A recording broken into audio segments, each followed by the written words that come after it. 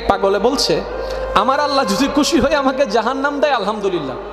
এবার শিক্ষিত সমাজ যারা আমাদের মতো কিছু আছে না, বেশি পণ্ডিত, এবার যাই বলতেছেন আসলে সবাই চাই জান্নাতে যাইতে, এ পাগলে চাই জাহান্নামে যাইতে। কত বড় গাদা। পাগলে মুস্কি হেসে বলে যে হ্যাঁ ঠিকই বলছেন, আপনাদের মতো সুস্থ আমি হতে চাই না, এই পাগলেই থাকতে চাই।